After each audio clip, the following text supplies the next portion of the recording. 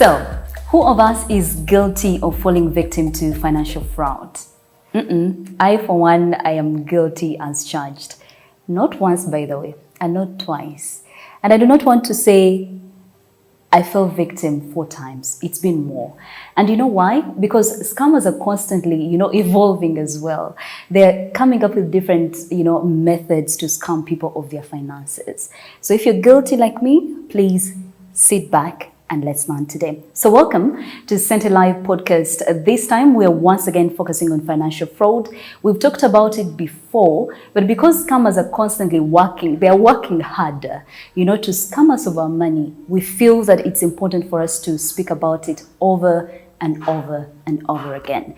And this is why Centenary Bank is very passionate about educating you and everyone that cares to listen about financial fraud, because it doesn't stop today. It continues.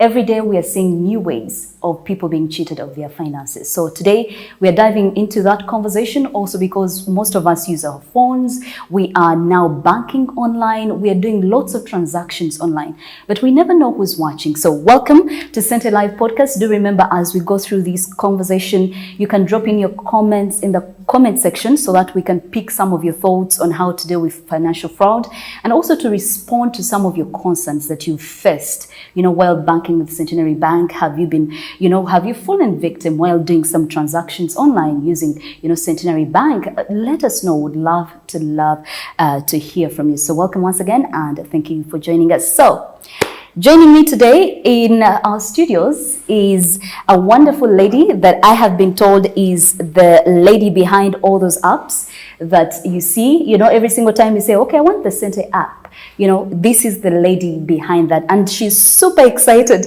to be here to actually take you through all the different ways scammers can cheat you of your money.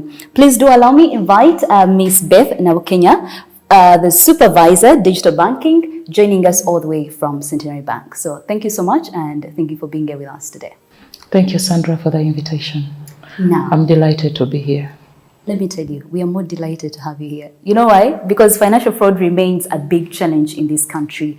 And the main reason is that every day there's someone doing something new. But for those that are joining us this very moment who didn't get to watch the previous episode, would like to understand what is financial fraud from where you sit as the person who's always, dealing with these issues on a daily.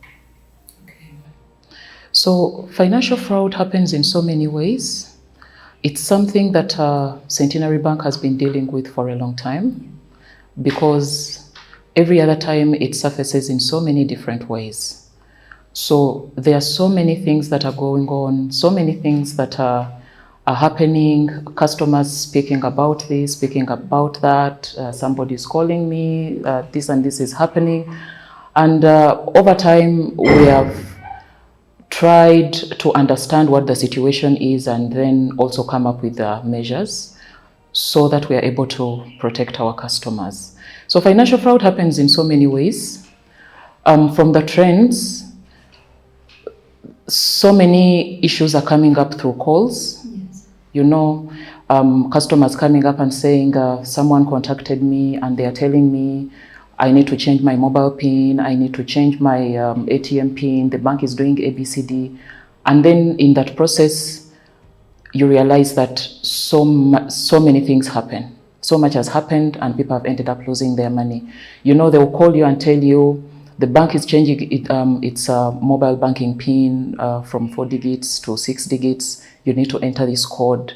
And the moment you do that, so much happens. And then in the long run, you realize that you lose a lot of money. There is also another trend where people are wearing institutional T-shirts.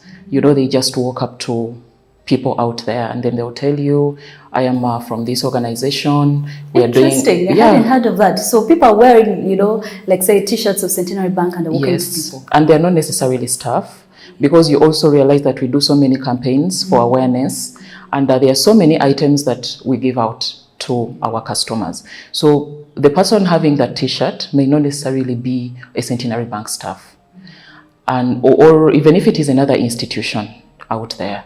So someone will walk up to you and then they will tell you, we are doing this upgrade, I need to access your phone, I need to get your SIM card, they will ask for certain information that will actually convince you because of the identity in which they have approached you.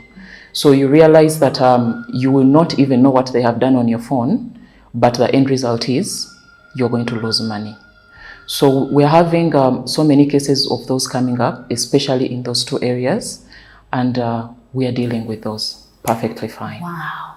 So I think I hadn't, experienced that, where someone walks to me when they're wearing a t-shirt of a certain institution that I sort of subscribe to.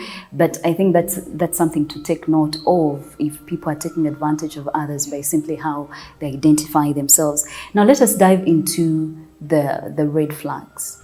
Already someone is walking to me in a t-shirt of Centenary Bank. That is already one. It's a red flag. Yeah. Because there is no way you can confirm that Sandrah has approached me wearing a Centenary Bank t-shirt, and she's really an employee of Centenary Bank. So you should be able to identify this person.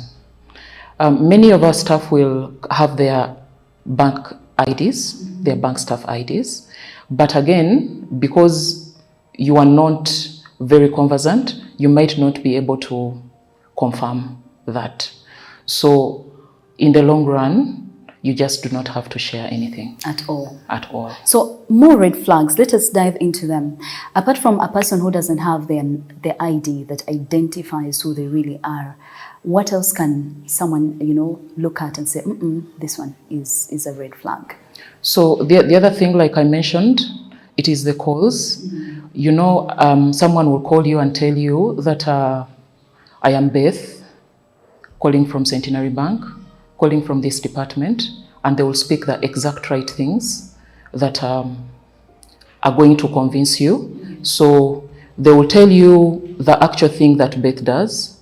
They will tell you the actual department where she is, because many of them have done a lot of research regarding what they are going to do. So they will give you the right on information, and then they will tell you the bank has done this improvement. I need you to enter a code. They usually read like a 6-digit code. Enter this in your phone, and then you give me what you are going to see.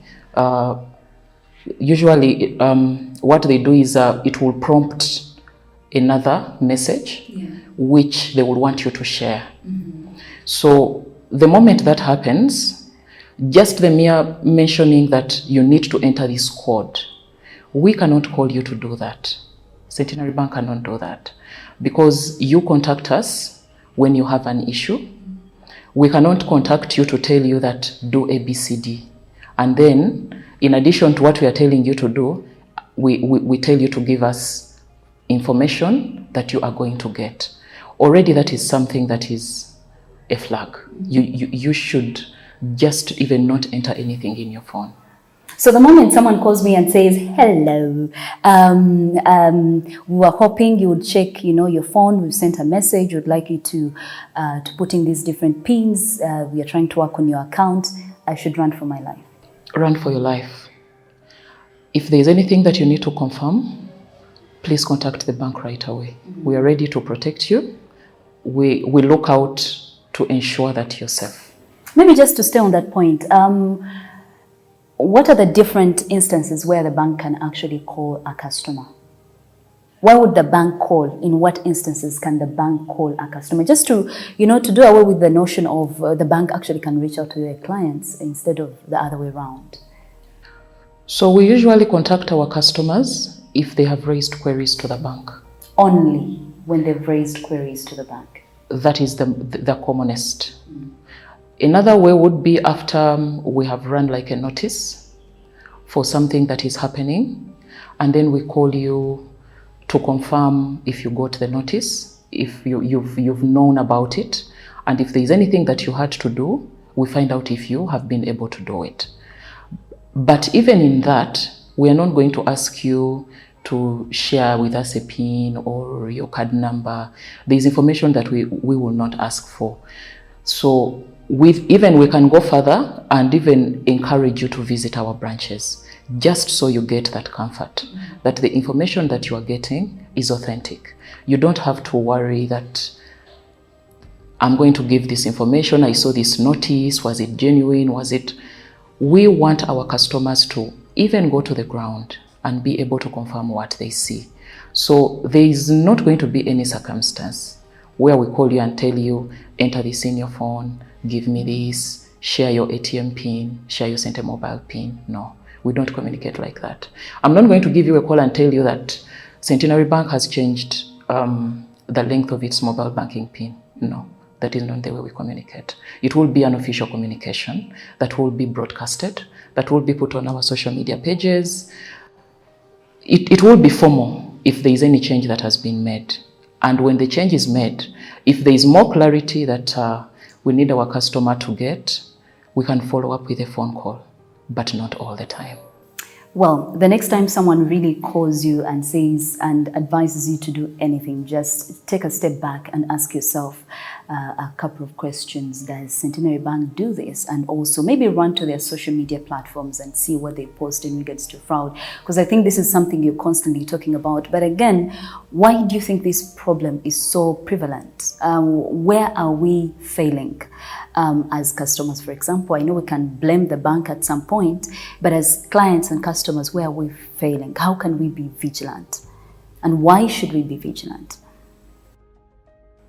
It is, I could say, a lack of enough information. Yeah. We become victims in the times when it comes convenient. You know, it can so happen that you actually have an issue with your banking, and if here is a fraudster taking their chance. So because we may not have enough information of what am I supposed to do in a situation like this, where do I need to go, who can I run to, this person will come in handy at that point when they call you. And then they will give you the exact solutions that you're looking out for. That is what they will actually start with. So they will start with giving you a solution to the most common problems. And you may find yourself in a situation where you actually have one of those problems. So the information comes in handy, and then you get convinced. And when you get convinced, then they will lure you to do what they want you to do. So for us, it is a call, a cry out to our customers to update themselves with as much information about the bank and their banking as much as possible. When you have information, it is not easy for you to fall victim when such things happen. So for us, that is our call. We put out a lot of information in our branches, on our social media pages. There's a lot of information that we share. So we just encourage our customers to absorb as much as they can. And then also, in case of any doubts, to always reach out. Well, I want to take you back to the issue of someone, you know, identifying as a staff of Centenary Bank. How can customers of Centenary Bank really address that? If, for example, someone walks up to them, what is the initial reaction? Should they call the bank and say, so-and-so is asking me to do this and is presenting themselves as your staff? Should the first thing to do be to call the bank to inquire about this member of staff? I would recommend so. 100%. Because in the position of the customer at that point, you cannot verify that this is actually a bank staff. So the quickest thing would be to reach out to the bank, because you are not on pressure to share any information. You are not at a loss if you do not share information. However, this person may put you in a kind of like panic mode so that they can quickly pick information from you. But that is not what we want our customer to do. We want our customer to feel free to release information in their comfort. So, in an event that you are not comfortable, in an event that you cannot verify anything, that you cannot verify someone, reach out to the bank. Reach out to the bank. Let's speak online banking. what are some of the common mistakes that you're seeing with your clients? You know, lately, most of us actually will buy commodities, will, you know, pay for apps using our, you know, our Visa cards and the like. What are some of the common mistakes that you're seeing your clients do that make them so prone to financial fraud? So one of the things in that space is transacting on unsecure sites. Yes. There are so many sites that are not secure. So customers, because of what they are looking out for, because of where they have found commodities, they find it easy to pick it from that specific site. But very many sites are not secure. And when you go there, share information, you realize that you've been conned, you get problems. You need to look out. You need to look out. It is something that is, you know, coming up more frequently. Someone will tell you, no, I have my card. I have not given it to anybody, but I am seeing transactions. So, and for the case of the cards, you may not even need to have it because technology is technology. Just me, Sandra, seeing your card number is just enough for me. I don't need to have your physical card. So that is something that is coming up every other day. People have their cards and then they tell you, but I have not done this transaction. Yeah. I am not aware about it. I do not know how it has happened. Some of them are genuine, but there are also those that are not genuine. So then it becomes a task for the bank to confirm that. How do we confirm that? One, we shall check with the site that had the transactions done. We shall check on the site. Was it secure? Was it not secure? The secure sites, when you look at the URL or the link, it has a padlock on it. So that is how you can know that that site is secure. If it does not have a padlock on it, then please don't use it, because you cannot know what can happen. It could even be a duplicate of a secure site that had a padlock, but because this is being used for other purposes, you might not even know that, you know, it is not the actual link that you have to use. So the secure sites have the padlock, and our customers need to look out for that. The other thing that they need to know is when you transact on a site that is not secure, it will not send you an OTP to verify your transaction, a one-time password. It will not send for you to confirm that. So a fraudster who has accessed your card information will not even give you a chance to be alerted, because once the site is not secure, a one-time password will not be sent for the transaction, and it is supposed to be sent on your phone. So the fact that it will not be sent, you will not even have any suspicion of anything going on. However, if you're transacting on a secure site, the OTP will come to your phone. So then you will be alerted, you know, to read the message and understand what exactly is going on. So if you are not the one doing the transaction, then you will reject the transaction. But if you are not keen, again, you are likely to make a mistake. So we continuously tell our customers to look out for the secure sites, understand the process of the transaction that you are carrying out. If the transaction is supposed to send you a one-time password before it is completed, then you need to look out for it. Recently, we've had a development to manage that, a number of the card issues that we have, which we've called the dynamic CVV. It is an application. You download it on your phone from either Play Store or App Store. You download it, install it, and then you activate it. What that CVV key does is it will generate for you a dynamic code. There is that code which is at the back of the card. When you install this app, that code keeps on changing as you do the transactions. So it keeps you safe. It is not a static code. What do you mean? Is this the code on at the back of the ATM? Yes.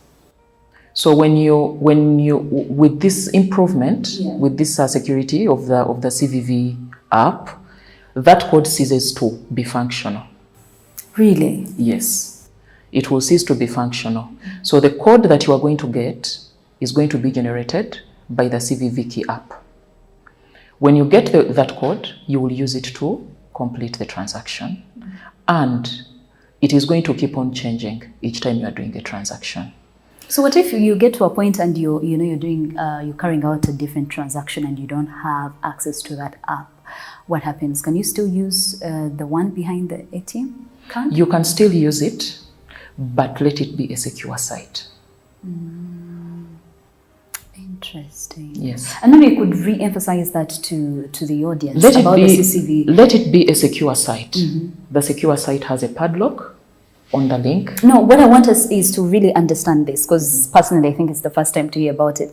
I would want all of us to understand, okay, what do I download exactly? Apple Store or Play Store? What do I download, and what are the next steps to take after downloading it? Okay, so when you download that app, it is called a CVV key app. The CVV search word? app. CVV key. Key app. Yes. So when you go to your Play Store or App Store, that will be the search word, CVV key app. So you will download it and then install it. So the moment you install it, it prompts an activation of your ATM card number, that big number which is at the front of the card. You will enter it, and then you will also enter your PIN. Now, once you enter the card number and the PIN, it will send you a code to confirm that this is actually Sandrah, because there's a lot of verification that happens back end in the system with the information that you have provided to the bank vis-a-vis the information that you are entering in this app. So after that verification is done, the system will send you a code to confirm whether you are the rightful owner. So you will have your phone and then confirm the code, enter it in the app, and then complete your activation. So when you go to do the transaction, you will go online or either way. It's online. Online specifically. Yes, the online transactions. You will go to that app, open it, enter your PIN, then you will get a code. So for as long as you have that app installed, whatever is on your card will never work. So that way you're safe. So you have to make sure for every online transaction you use that app. Yes. So it is called the CVV key feature. Yes. Now, someone out there may be saying, does this only apply to clients of Centenary Bank, or can any other client that subscribes to a different bank use it, or it's only for Centenary Bank, is it? It is a feature that has been deployed by Centenary Bank. However, it is we are working together with our partners for Visa. Now, if another institution reaches out to Visa, if they want the improvement for their customers, they can be able to get it. But we've been the first to get it. So we are promoting it and encouraging our customers to use it so that they are secure. Now let's talk about the Centenary mobile app and also other digital channels that customers can take advantage to avoid the risk of fraud. The Centenary app is now quite popular. A lot of people are using it. Are there instances of digital fraud that have happened there, financial fraud that have happened on the app that you've experienced as a bank? No. Majority of the mobile cases we've got, the customers are using USSD, the short code, the *211 hash. That is what they're using. So what happens is because of the so many calls, because of the unknown calls that we are telling our customers not to entertain,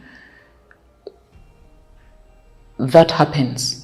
They call, and when we check the history of the transactions, we are seeing they're using USSD. When we go back to the app is secure, and we are drumming its usage. We have self-service options there that can help the customer not to get such issues. If someone contacts you and compromises your PIN, or you share the PIN, you can quickly go and then you change your PIN. You are able to perform a self-reset and then you change your PIN immediately. So that way, you're not going to have any interferences. Yeah, you can quickly change it. And most times there is that fear, that comes. There is that fear. So we've done a lot, much more than the self-service enhancements. We've done what we call a number and phone check. When you're downloading our mobile banking app, we check your phone and your phone number that is in that phone, also registered on the mobile banking platform. We check, and the moment the system confirms that there is a change, it will automatically block you. And when it blocks you, you have to contact the bank. So that way, we are keeping you safe. The other thing that we have done is we've got complaints around the SIM swaps. A customer will say, someone called me while I was on the call, I lost network on my phone, I could not receive messages, I couldn't basically do anything on my phone.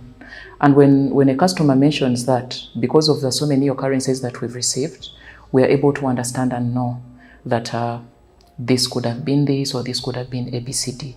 So what we do is, when you change your SIM, we block you from transacting, because we are not sure whether you are the actual. So let's say I lost my number and I haven't, contacted the bank to block the other, the other SIM card, and I get a new SIM card. You immediately block it right away. Yes. Why do we block it? We are protecting you, because one, we do not know why you have done a SIM swap. We don't know why you have changed your SIM. So because we do not know, the only way we can protect you is to block that access. Now, when we block that access, you will be notified that your SIM is blocked when you try to access your mobile banking. So when you come to us, then we can now confirm that this is actually Sandrah. Then we shall unblock you, and then we shall give you the comfort to access your mobile banking once again. So clearly it looks like the bank is doing its part.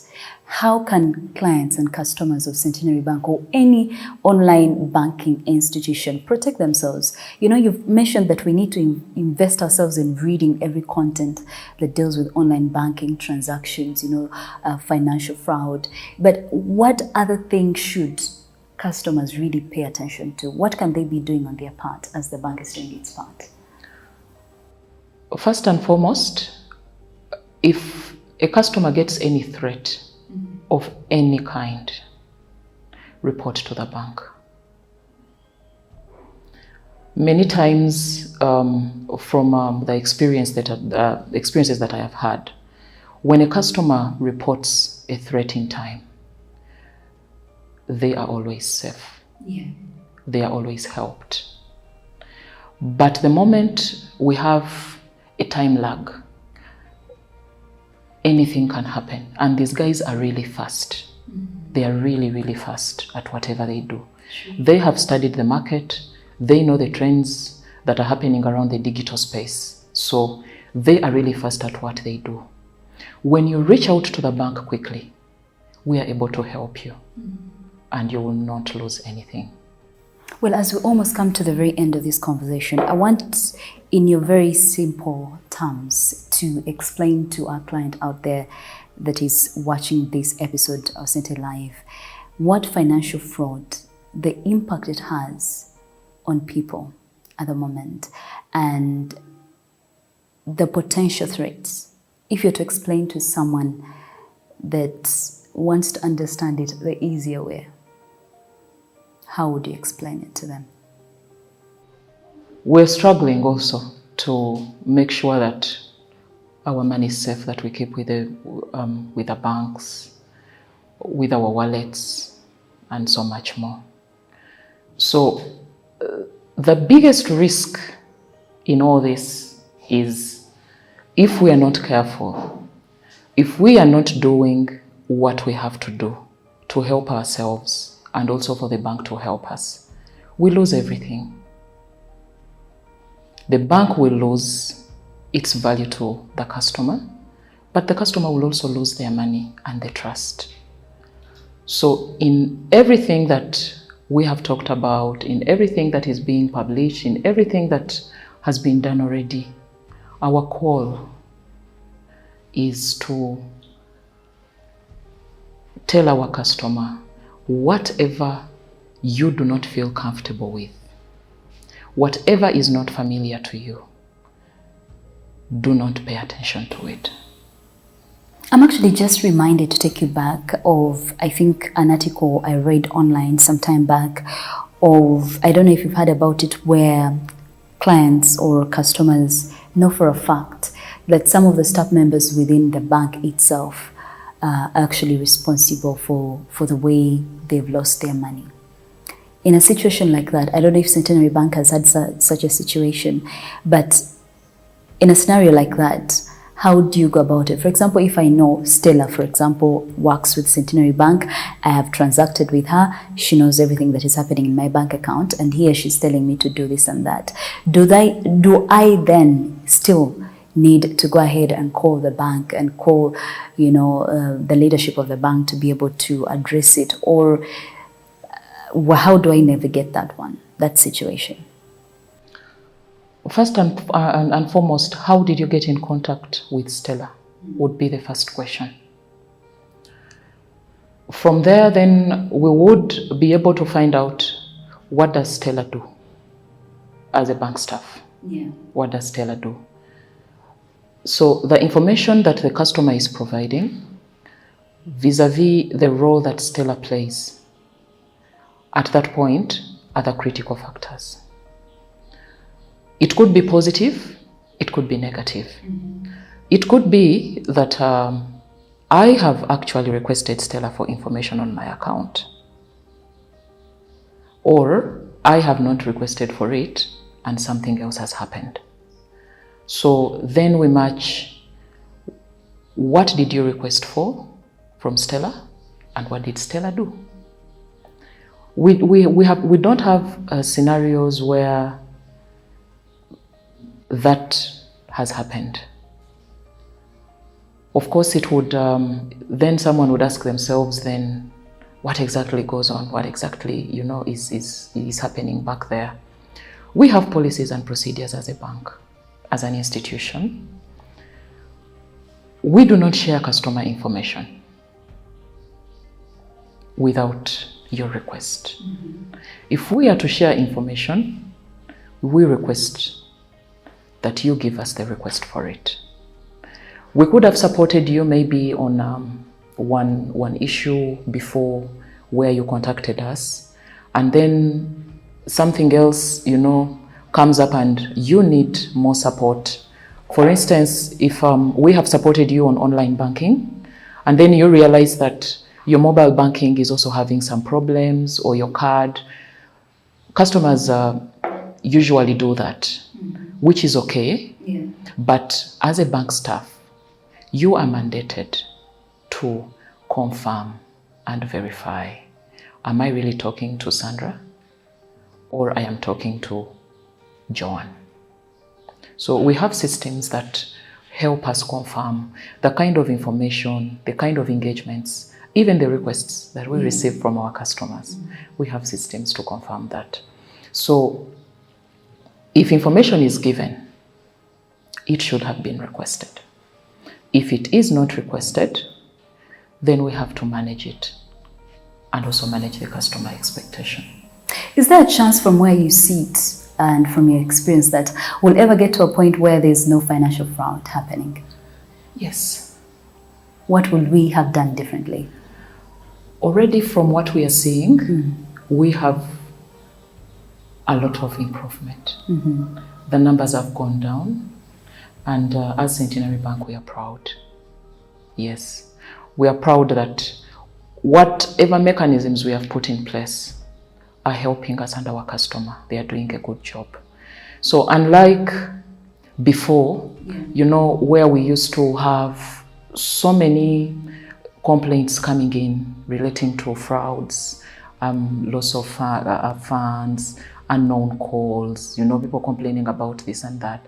There's a lot that has been done in areas of security enhancements, in areas of customer awareness. There's a lot that has been done, and yes, it can happen. It can happen if we all work together, indeed. It is gradual, but it can happen. Thank you so much, Ms. Beth Nabukenya, for your insights in financial fraud. Remember, like we said at the start of the show, this was not the first time we've talked about this. Center Live podcast has been here to educate you and to educate myself about different financial decisions that we make on a daily. Remember, when you decide to transact on an unsecure site, you're actually, putting yourself at risk of financial fraud. So while the bank is doing what it can, it's important that you too, as a client, you do your part. Make sure you invest in some, put in some time, do some reading here and there, and try to also follow, for example, Centenary Bank on social media platforms so that you're updated on the different policies, on the different changes, on the different things that they're addressing, so that at one point in your life, you don't find yourself on the other side, which is on the other side as a victim. So we thank you so much. And once again, thank you so much, Centenary Bank, for investing so much time in ensuring that we understand all the different financial problems that we could face now and in the near future. But it's exciting to know that there is light at the end of the tunnel. Centenary Bank, as she has mentioned, they're seeing lots of progress in line with financial fraud. The numbers are reducing, and we hope it can continue to happen. But again, remember, you could survive here, but fraud is in different forms, so you could find it on the other side. Make sure you look out for all the information you need, make the right decisions, and contact the bank directly in case you have something that you're not sure about. Thank you so much for joining us. I've been your host, Sandrah Twinoburyo.